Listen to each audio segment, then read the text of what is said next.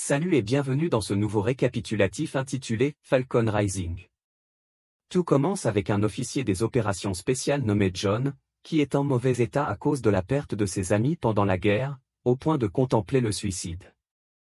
Il charge son arme et s'engage à mener à bien sa mission, mais par chance, sa tentative échoue délibérément. Plus tard, il sort pour boire et continuer son agonie, mais rapidement, deux voleurs armés attaquent une épicerie et s'emparent de l'argent du propriétaire. John continue de faire les courses et semble peu concerné par les malfrats. L'un des voleurs menace John, mais ce dernier l'encourage à le tirer à la tête pour qu'il meure rapidement. Lorsque le braqueur armé devient terrifié, John lui arrache l'arme et le frappe avec. L'autre voleur essaie de frapper John avec un couteau, mais John le saisit et le frappe avant de le tuer. John se remémore des événements de sa bataille, laisse l'homme et rend l'argent volé au propriétaire de l'épicerie, puis prend de l'alcool et rentre chez lui. À son retour, son état psychologique est plutôt terrible, il s'exerce pendant des heures et finit par atteindre un mur. Le lendemain, la sœur de John, Cindy, lui rend visite. Elle l'informe qu'elle l'a appelé pendant un certain temps, mais qu'il n'a pas répondu à ses appels.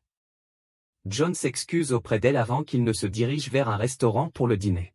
Cindy découvre que John ne prend pas d'antidépresseurs et qu'il a échangé ses prescriptions contre autre chose. Cindy informe John qu'elle part au Brésil pour travailler pour une organisation humanitaire pour ceux vivant dans les favelas. Le lendemain, Cindy dit au revoir à John pendant qu'il dort et part pour Rio de Janeiro, au Brésil. Nous voyons deux officiers inspectant les bidonvilles, mais un petit garçon s'approche d'eux et informe Katarina qu'ils ont découvert une femme sur le rivage. Katarina se précipite sur les lieux du crime et rencontre Cindy, la sœur de John, qui est sur le point de mourir. Katarina appelle instantanément une ambulance qui transporte Cindy à l'hôpital. Deux officiers brésiliens, nommés Thiago et Carlo, entrent dans l'ambassade américaine et informent l'ambassadeur américain, Manny, de ce qui est arrivé à Cindy. L'ambassadeur américain contacte John et lui informe de ce qui s'est passé, l'invitant à rejoindre l'équipe d'enquête sur l'agression de sa sœur. Lorsque John apprend la nouvelle, il se précipite au Brésil. Katarina travaille sur la même affaire que les policiers Thiago et Carlo, mais Thiago se moque d'elle pour avoir donné des boissons dans les rues en échange de l'aide des gens. Thiago arrête une personne vendant des armes, mais les gangs de rue entourent l'officier.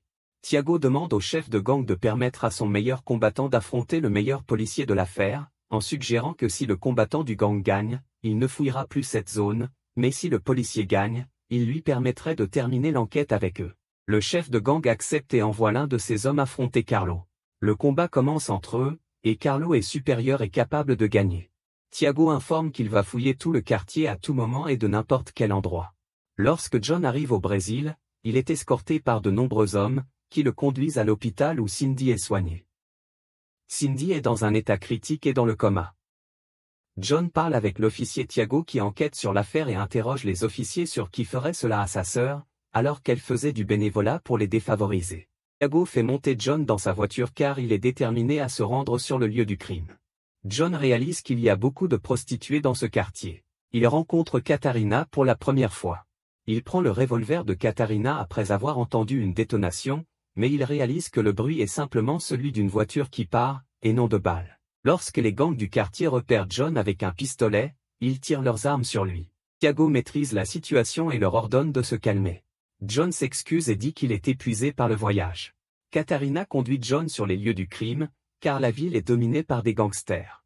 John sait qu'il ne pourra pas trouver de témoins de la crime. Plus tard, lorsque John arrive à l'hôpital pour voir sa sœur, il remarque une infirmière asiatique en train d'injecter quelque chose dans la solution médicale. Peu après, John découvre que sa sœur a des convulsions inhabituelles. Il sort pour demander de l'aide à cette infirmière, mais constate qu'il ne s'agit pas de la même. Il s'est avéré que Cindy a été injectée avec un produit chimique qui a causé cela. Selon le médecin, ils lui disent aussi qu'ils n'ont aucune idée de l'infirmière que John a vue plus tôt. Manny et Thiago arrivent à l'hôpital où ils rencontrent John et lui informent qu'il n'y a pas d'infirmières asiatiques travaillant là.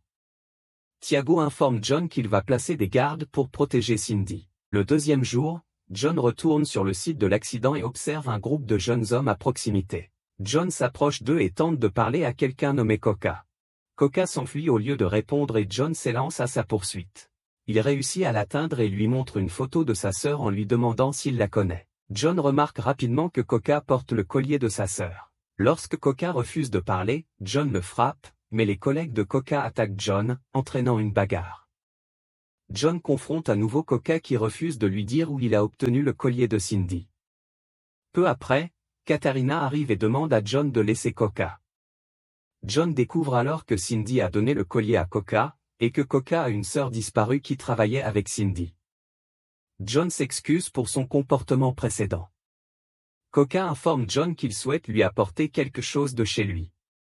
Coca ramène John et Katharina chez lui et offre à John le journal de Cindy. John s'excuse à nouveau et lui demande de garder le collier.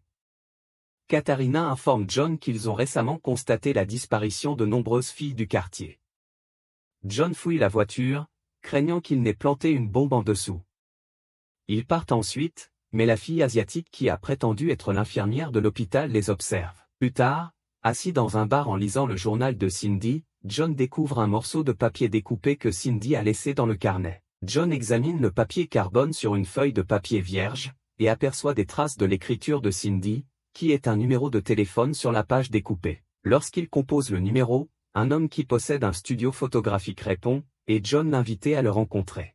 John se rend donc à la rencontre de cet homme nommé Bruno. Ce dernier informe John que Cindy a convenu avec lui de filmer sa rencontre avec une certaine personne parce qu'elle avait appris que cette personne a quelque chose à voir avec la disparition de femmes dans le quartier. Bruno refuse de remettre à John une copie des photos parce qu'il ne veut pas être blessé. John se rend compte que Bruno a les photos dans sa poche. John vole la clé USB contenant les photos sans que Bruno le sache. Ensuite la voiture de Bruno explose après qu'il y est monté, car elle avait été sabotée. Quand John voit la fille asiatique sur les lieux, il réalise qu'elle est celle qui a tué Bruno, le photographe. John la poursuit jusqu'à ce qu'elle s'enfuit, mais peu après, une voiture pleine d'hommes armés s'approche et tire sur John. John saisit un revolver à un garde de sécurité mort et riposte, touchant certains d'entre eux avant qu'ils ne s'enfuient. John visite l'ambassade où il rencontre Manny et voit une photo de l'homme qui a rencontré Cindy. Il remarque le nom d'une discothèque reflétée sur la fenêtre de la voiture. Il se dirige vers une discothèque à la recherche de l'homme qui était avec Cindy avant l'accident. John tombe sur lui et le voit entrer dans les toilettes avec un sac à la main. John le poursuit, mais le garde de sécurité l'empêche d'accéder aux toilettes. John frappe le garde de sécurité et entre dans les toilettes. John rencontre Lima, un trafiquant, et lui demande des informations sur Cindy. Lima refuse d'abord de répondre, mais John le soumet à une série de tortures. Plus tard, Lima craque et dit à John que quelqu'un avait dit à Cindy que Lima faisait de la contrebande, mais quand elle est venue le voir, elle ne savait pas qu'un des clients de Lima les surveillait et c'est lui qui a frappé Cindy. John obtient l'adresse de l'individu qui a agressé sa sœur et menace Lima s'il lui ment. Tiago rassemble le reste des officiers de police et les informe d'une opération de liquidation contre les trafiquants de drogue et les organisations de prostitution. Manny suit John jusqu'à l'endroit que Lima lui a indiqué pour découvrir qui est responsable de la tentative de meurtre de Cindy. Tiago et ses collègues effectuent des descentes dans le milieu gangster. John arrive à l'endroit où il est censé découvrir la personne qui a tenté de tuer sa sœur puis une fille l'accueille en entrant. Un homme contacte la fille asiatique qui est présente au même endroit. Lorsqu'elle apprend son arrivée, elle observe John d'en haut, le reconnaît et informe les autres qu'elle ne veut pas irriter leur maître. Elle demande qu'il tue John en douceur. Un des soldats du chef Hiramoto conduit John loin de la foule jusqu'au balcon. John remarque des gens livrant des filles, y compris une fille nommée Maria, qui est la sœur de Coca. Quelqu'un s'approche de John par derrière en essayant de l'étrangler, mais John réussit à le battre avec un sac. John se faufile et arrive à l'endroit des filles kidnappées. Tiago et le reste de la police effectuent toujours des descentes chez les dealers de drogue pendant ce temps. En poursuivant un membre du gang, un des policiers tombe sur une voiture avec deux hommes qui ont enlevé de jeunes filles. Il s'engage avec eux, en tuant l'un d'eux et arrêtant une personne asiatique, puis demande de l'aide à Tiago. Tiago et Carlo arrivent et découvrent qu'un membre du gang a été arrêté par un policier. Tiago prend une arme et la pointe sur l'homme asiatique, mais il tue soudainement le policier. Tiago, un traître révélé, lui rappelle qu'en les défendant, l'argent qu'il recevra devrait être doublé. Tiago reçoit un appel téléphonique de la fille asiatique et l'informe qu'il a tué tous les gens qu'ils avaient convenu de tuer. Il est révélé que la descente était en faveur des gangsters. La fille asiatique téléphone à Hiramoto et l'informe que John est arrivé sur les lieux avec des documents falsifiés de contrebande. Hiramoto lui ordonne de cacher toutes les filles et de faire sortir les invités du bâtiment. Il l'informe également qu'elle doit se rendre à l'hôpital pour tuer Cindy. Hiramoto dit à Tiago que John cause des ennuis. Hiramoto apprend que Lima a égaré les documents qui auraient révélé ses activités à John, donc il le poignarde à mort. John est entouré, ce qui aboutit à une bagarre. Diablo apparaît et ordonne à John de se rendre.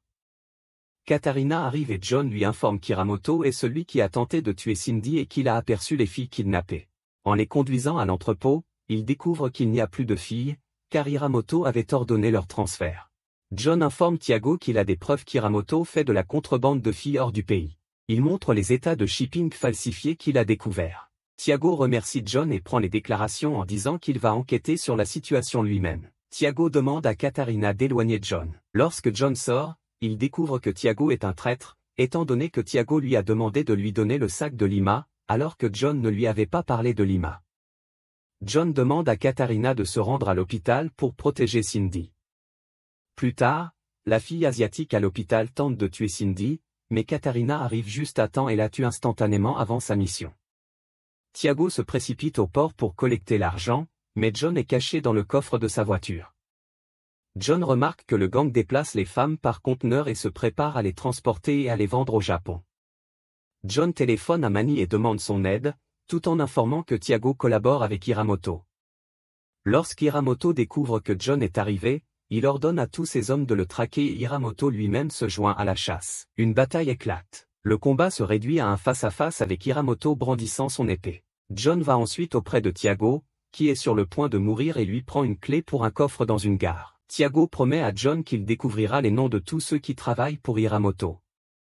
Tiago révèle à John qu'il travaillait avec Hiramoto pour aider sa famille à sortir de la pauvreté et il demande à John de le tuer, mais John laisse une arme avec une seule balle et sort.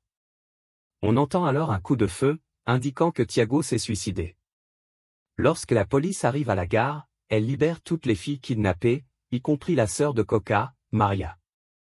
Le lendemain, John se rend voir sa sœur à l'hôpital dont l'état de santé a commencé à s'améliorer.